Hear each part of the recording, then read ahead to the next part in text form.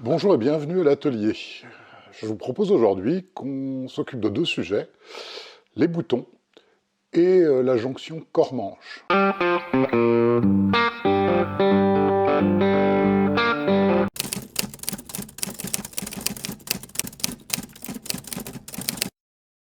On va préparer les boutons en prenant une chute d'amarante et on va découper une rainure pour pouvoir y insérer des chutes de turquoise. Plutôt que de bouger le guide parallèle, en fait, pour élargir la rainure, je rajoute des épaisseurs de ruban de masquage, ça permet d'être très précis.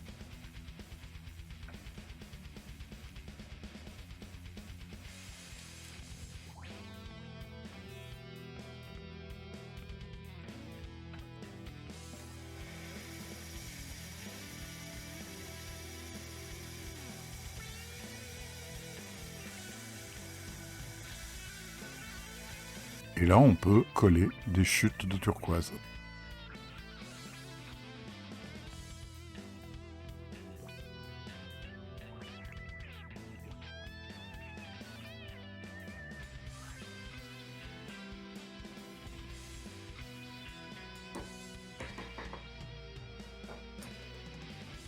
On découpe ça en carrelets, on le monte sur un mandrin et on dessine le centre.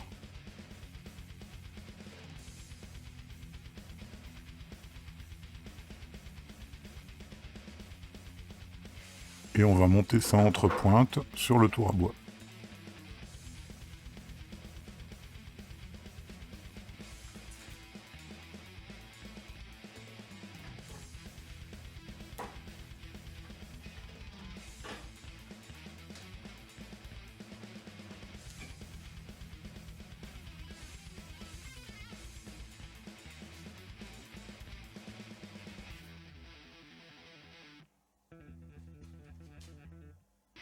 Une gouge à dégrossir et on va mettre au rond.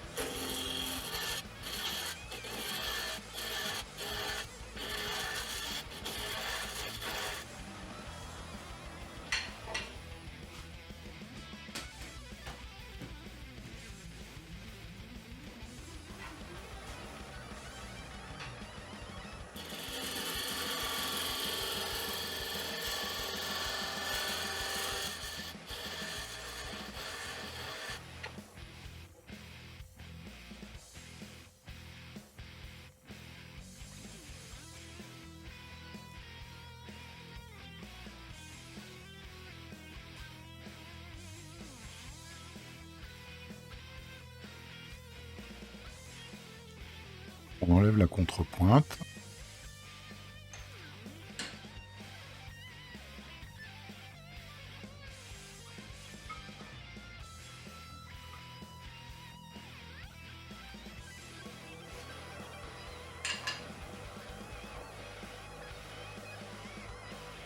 Manier le bout de notre cylindre. J'y vais tout doucement parce qu'il y a de la turquoise qui n'a évidemment pas les mêmes propriétés de coupe et je veux pas casser.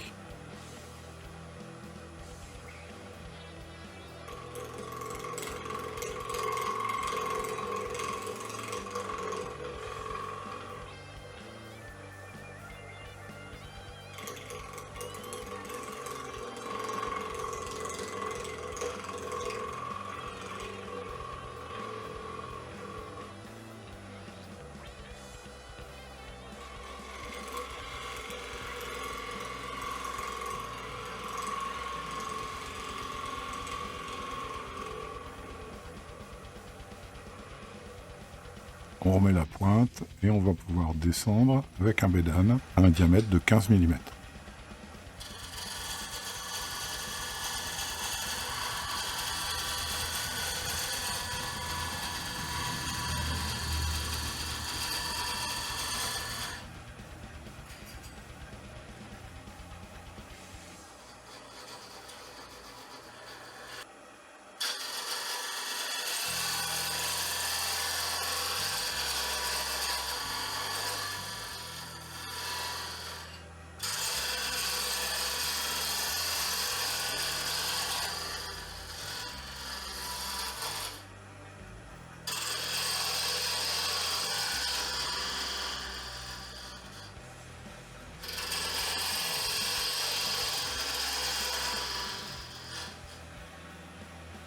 Normalement, j'ai largement pour faire les 2 boutons, mais je prévois toujours du rab, et pas à l'abri d'une erreur.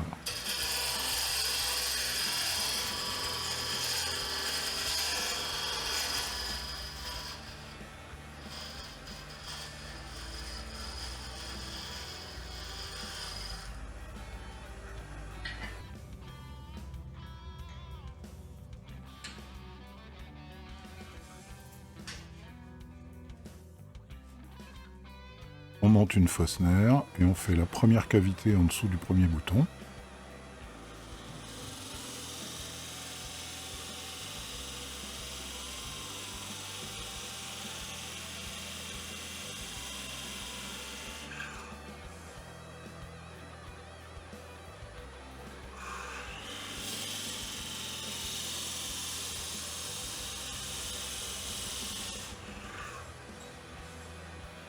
Et ensuite le trou pour la tige du potentiomètre.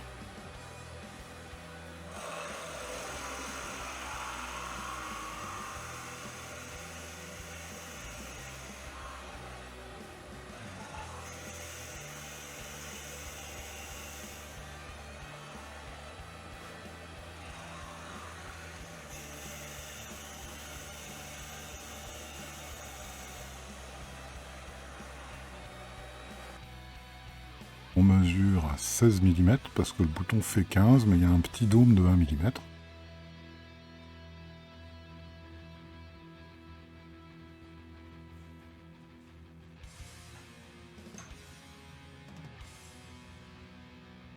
Bon, on met la contrepointe pour maintenir l'ensemble et on coupe.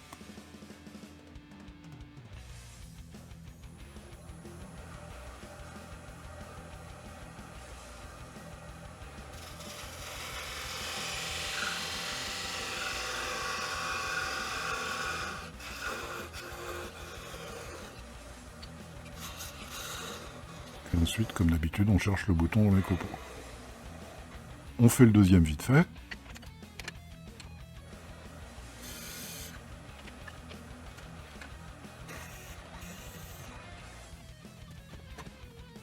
On monte un bout de bois, une chute de pin, et puis on fait un petit téton qui va maintenir juste par friction notre bouton, pas besoin de plus.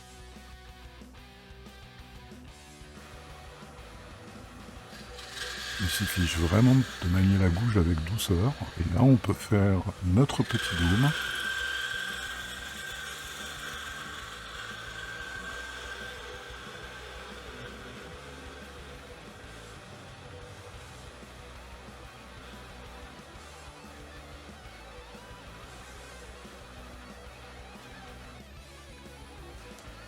Ponçage.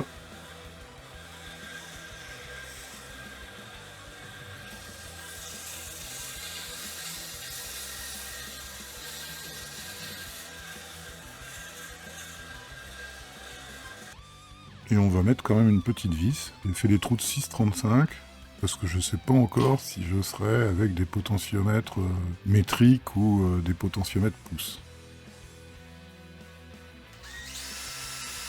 Ça ne servira pas si c'est des potentiomètres en pouces, mais 6,35, on mettra du 6 et puis une petite vis pointeau pour le serrer.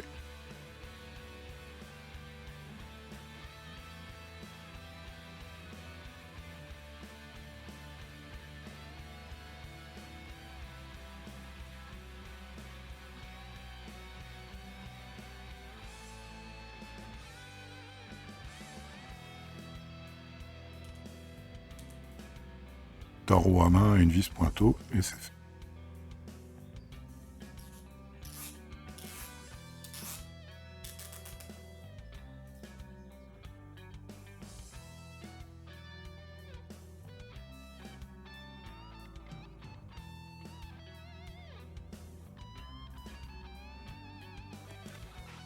Alors, faut qu'on s'occupe de la jonction corps-manche. J'aime bien regarder les vidéos de Vincent Brun et de Nico Docvolox parce que si on les regarde attentivement, il y a toujours des petits trucs, des petites combines à apprendre. Ça, c'est le premier point. En ce qui concerne Docvolox, il y a aussi quand même cette création de la Dr Volox Company. C'est vrai qu'avant son idée de proposer des guitares de qualité à des prix abordables, bah, le marché pour un guitariste, c'était soit j'achète une grande marque, soit j'achète des guitares custom. Et dans le domaine des guitares custom, globalement, il y a des gens qui font des copies, une poignée de gens qui font des très très belles guitares. Mais tout ça est cher, bien sûr. Et puis aussi, bon, et comme d'habitude, les gens qui fabriquent des guitares de dentiste.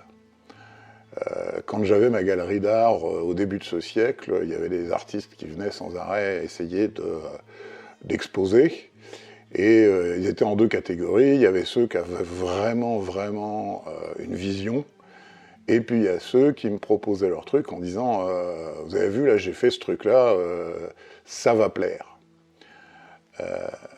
Malheureusement, il y a des luthiers professionnels. Quand vous regardez, j'étais sur un site il n'y a pas longtemps, quand vous regardez les guitares, ils ont fait des formes pour donner un genre, quoi, en se disant que ça va plaire. Il y a même parfois certaines guitares où il faut globalement les doigts d'E.T. pour atteindre la 18e touche. C'est ce que j'appelle les guitares de dentiste. Rien que de les regarder, ça donne mal aux dents.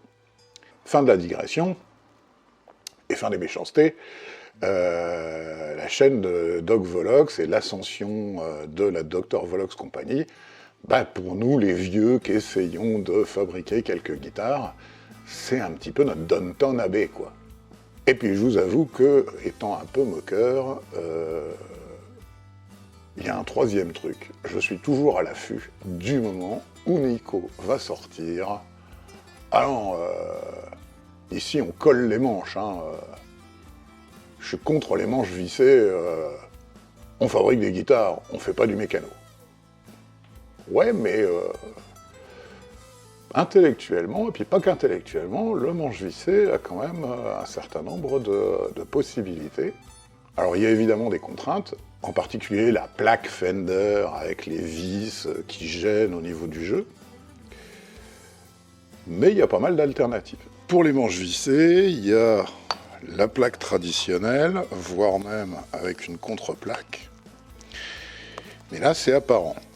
Maintenant, il y a une première technique qui va consister à simplement creuser une mini-cavité pour incruster la plaque de manière à ce qu'elle affleure à votre dos de guitare. Ça, c'est une première technique. Et évidemment, ça, c'est la plaque type Fender.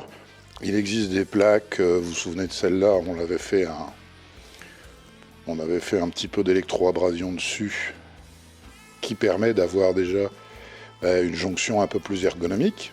À nouveau, on peut l'incruster en découpant une cavité. Et puis, pourquoi une plaque? Il y a aussi la possibilité de mettre des petites rondelles. Et là, il y a plein de trucs rigolos chez les quincailliers. Des bleus, des rouges, enfin il y a plein de couleurs. À nouveau, ça on peut découper une cavité avec une Fosner de manière à ce que ça affleure et donc que ça gêne pas la main du guitariste. On peut aussi faire quelque chose d'un petit peu plus joli, c'est-à-dire d'abord découper avec une Fosner, puis ensuite avec une fraise ronde, faire une petite cuvette. C'est toujours affleurant, mais en plus il y a ce côté petite cuvette qu'on va... c'est un petit peu ce qu'on trouve sur les boutons de potentiomètre sur les PRS. Et puis après, il y a plein d'autres petites possibilités rigolotes, comme ce genre de choses qui a un pas de vis, et qui permet ensuite de visser dessus un petit capuchon, sachant qu'à nouveau, il y a plein de dimensions, de modèles et de matières disponibles. Donc il y a moyen aussi d'avoir quelque chose d'à la fois ergonomique et puis relativement plaisant à l'œil. Alors, ne voulant pas être sacrilège, j'ai organisé une téléconférence avec les membres des principales religions de la Terre, et je leur ai soumis cette vraie question, et ils ont visionné les vidéos du Doc Volox, ça y a fait des vues, c'est pas plus mal, et ils sont arrivés à une conclusion, et cette conclusion, c'est mon fils, nous avons bien tout regardé, Nico Doc Volox, il fustige systématiquement le manche vissé, mais à aucun moment il ne parle du manche boulonné. Et donc nous, on va faire un manche boulonné. C'est sûr que si j'y avais pensé avant, j'aurais fait tout ça à la CNC. Là, on va utiliser la méthode traditionnelle. Donc, on colle juste avec du ruban de masquage 2 petits bouts de bois pour avoir une surface utile.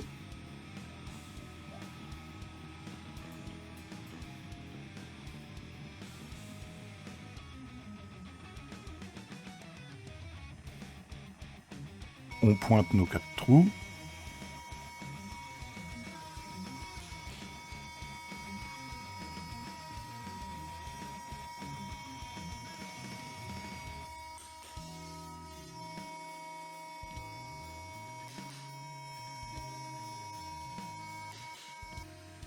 Et on va percer à la perceuse à colonne. Alors je mets la photo du Doc Volox dédicacé pour conjurer le mauvais sort.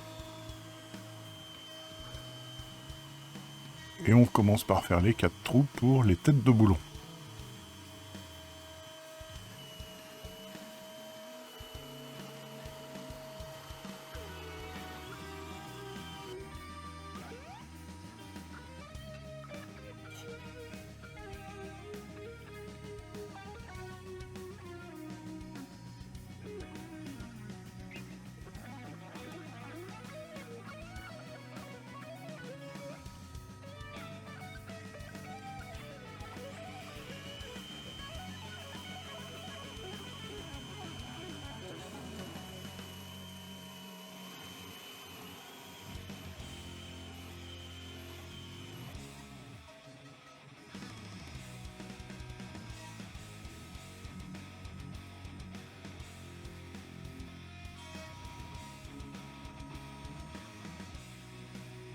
Vérifie la position du manche avant de pointer ce qu'on va être obligé de percer à nouveau à la colonne dans la cavité du manche.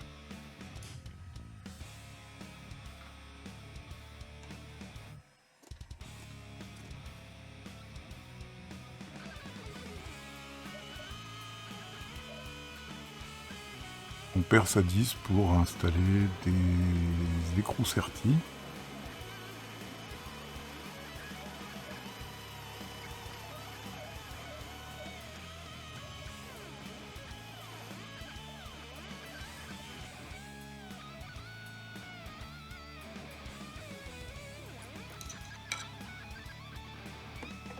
Ces écous de qualité chinoise, je les rentre jusqu'à ce que ça claque, et après j'enlèverai le dessus. Les vrais écous que je vais utiliser sont pas encore arrivés, ce sera pour la prochaine guitare.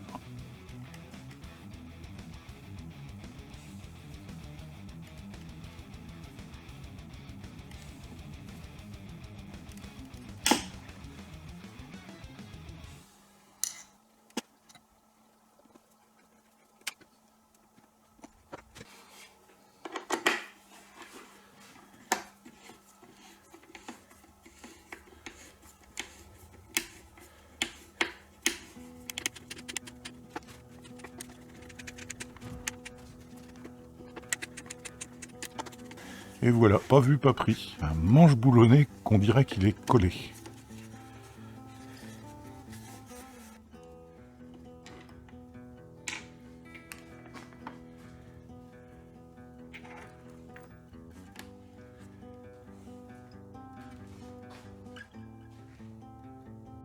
Voilà, je suis assez content de ces boutons et de la jonction corps-manche. J'espère que cet épisode vous a intéressé. N'hésitez surtout pas, comme d'habitude, à liker, à partager, à commenter, surtout à me donner des idées, parce que c'est vous qui me donnez des idées. Et à bientôt.